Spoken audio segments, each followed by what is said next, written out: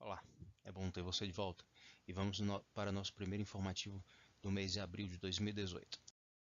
A primeira decisão está nos embargos 24880, no qual se confirma que a SDI, em sessão realizada em fevereiro de 2018, decidiu que a existência de transporte público intermunicipal e interestadual não elide o direito ao pagamento de horas in itinere, em razão das circunstâncias específicas que envolvem essa modalidade de transporte, especialmente o custo, a disponibilidade e a acessibilidade, o que o distingue do transporte coletivo urbano, ou seja, que para o pagamento de horas de trajeto, de tempo de trajeto ou horas in itinere, mesmo a circunstância de haver esse transporte público intermunicipal e interestadual que poderia se chamar regular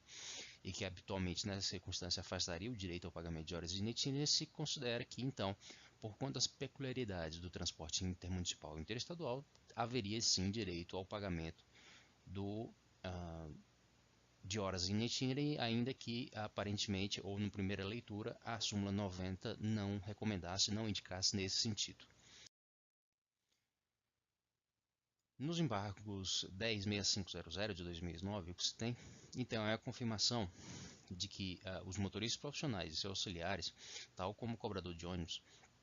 enfrentam cotidianamente grandes riscos com a falta de estrutura da malha rodoviária brasileira. O perigo de acidente é constante na medida em que o trabalhador submete sempre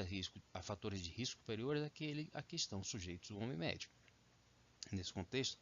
revela-se inafastável o enquadramento da atividade do decurso como de risco, ou seja, o trabalhador faleceu em acidente de trânsito, o que autoriza o deferimento dos títulos postulados com a rima na aplicação da responsabilidade subjetiva previsto no Código Civil. O fato de o acidente ser causado por terceiro não exime o empregador da reparação pelos danos. Então, o que se tem nesse caso é confirmando que a atividade de motoristas profissionais e seus auxiliares, como no caso o cobrador de ônibus que veio a falecer nesse acidente, se estão protegidos ou devem ter a proteção da reparação de danos com responsabilidade objetiva do empregador, sendo que o fato do acidente ter sido, por exemplo, envolver terceiros, não exime o empregador, seria aquilo que eventualmente se pode chamar de fortuito interno, ou seja, uma circunstância casual, mas que é pertinente ao tipo de atividade elaborada, desenvolvida pela empresa. E nesse caso, então, esse risco criado em desfavor do trabalhador em atividade de transporte coletivo, transporte rodoviário, então caracterizaria a situação de risco que autoriza a incidência da responsabilidade objetiva, especialmente no caso de reparação de danos. O próximo caso que vemos, então, são nos embargos 13890 de 2008, no qual se confirma que os julgamentos do STF reafirmaram a natureza jurídica autárquica dos conselhos de fiscalização profissional, por exemplo, como a OAB, CREA,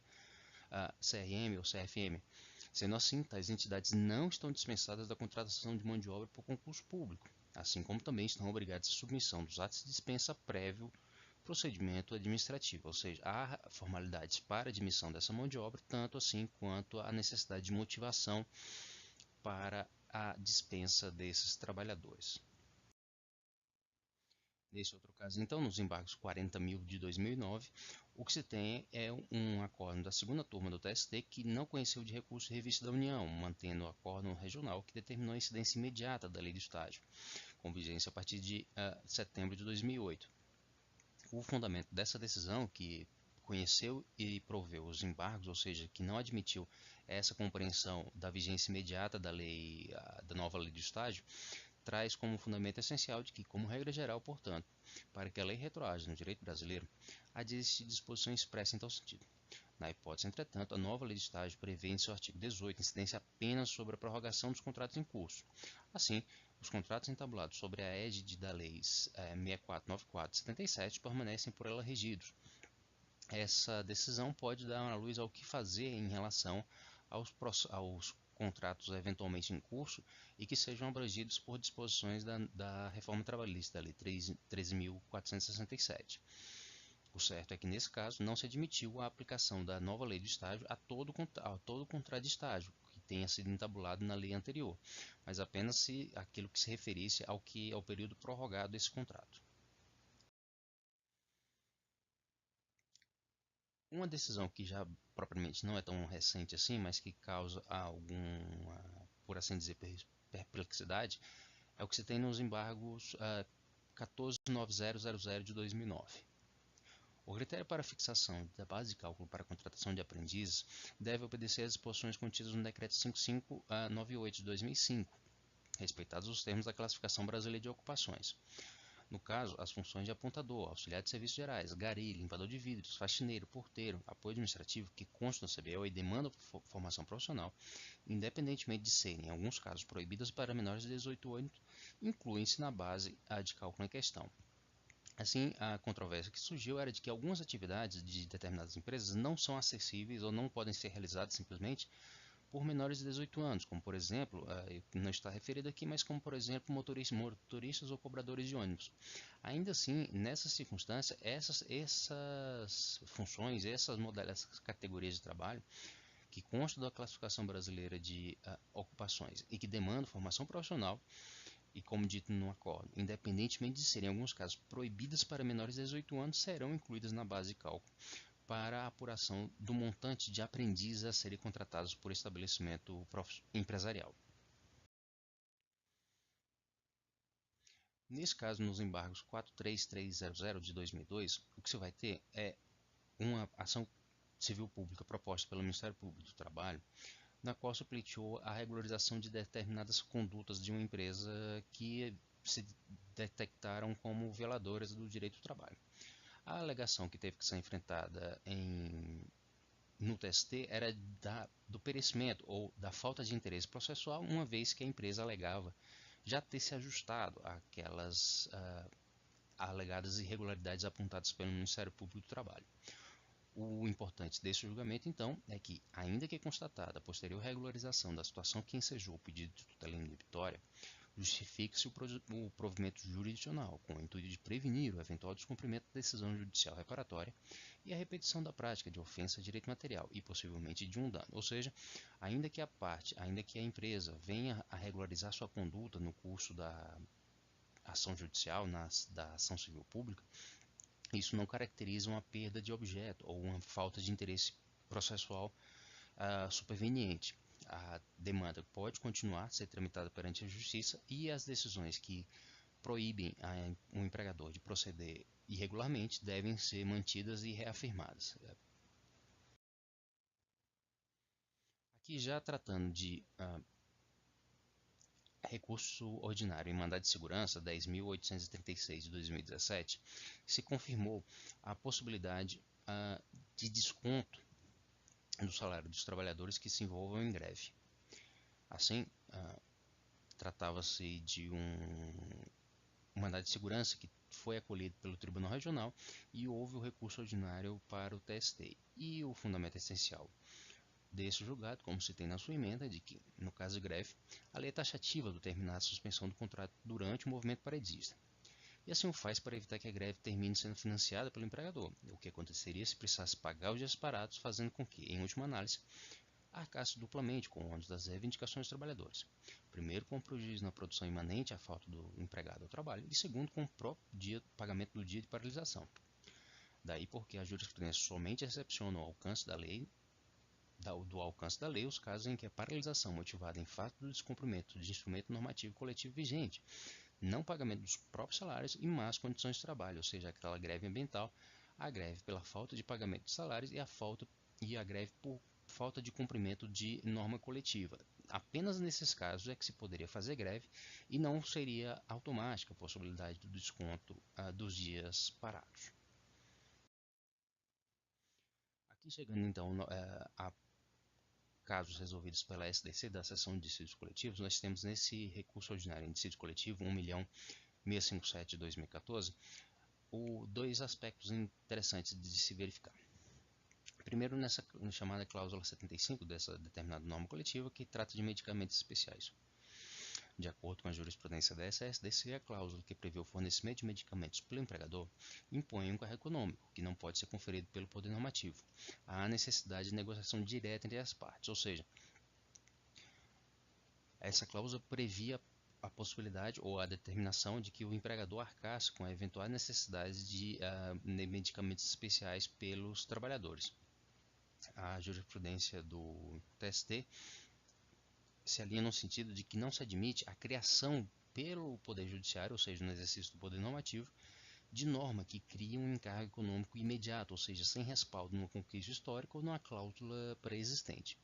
Então, nesse caso em que não havia uma negociação imediata entre as partes, ou seja, não havia uma norma anterior que justificasse a manutenção dessa cláusula pelo poder normativo, ou seja, pelo poder judiciário resolvendo esse conflito coletivo, se entendeu de conhecer o recurso ordinário e dar provimento. Recurso ordinário é indicídio coletivo.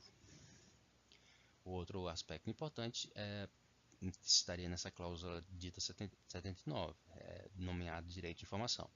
Aqui o sindicato pretendia que a parte empregadora fosse obrigada a prestar informações acerca do seu desempenho econômico, especialmente quanto à sua lucratividade.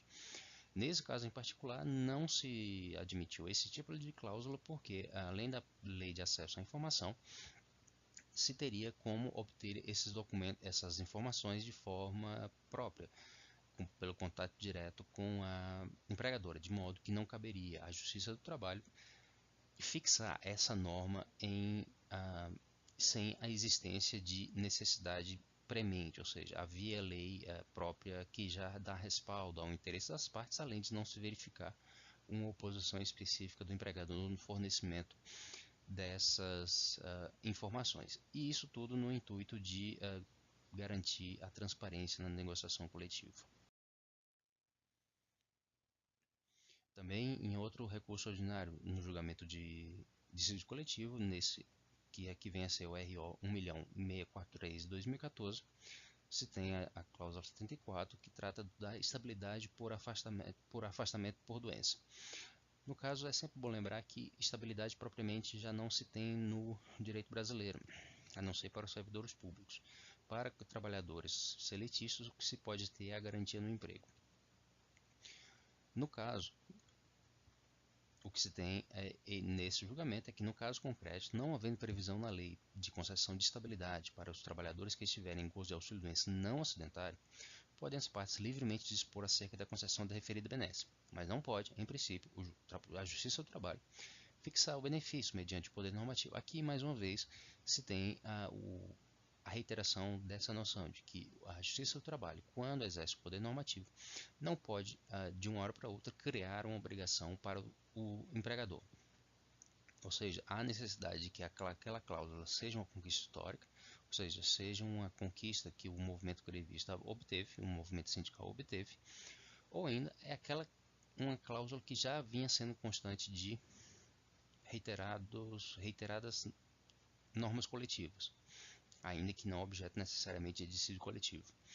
E nesse caso o que se pretendia era a concessão dessa garantia no emprego por gozo de auxílio-doença não acidentário. Quando se tem um auxílio-doença acidentário, a própria lei já admite uma garantia no emprego após o retorno do trabalhador. Nesse caso do auxílio-doença não acidentário, se pretendeu que a Justiça do Trabalho criasse a regra, mas não se admitiu a sua criação sem que houvesse uma negociação ou um estabelecimento prévio entre as partes. E aqui uma decisão que representa uma certa oscilação na jurisprudência do TST, especialmente por conta da divisão no entendimento dos componentes da SDC. Aqui se jogou o RO em dissídio coletivo em ação anulatória, 1.002.505 de 2016, na qual se resolveu aquela questão do pedido de declaração de nulidade de regra constante de convenção coletiva de trabalho,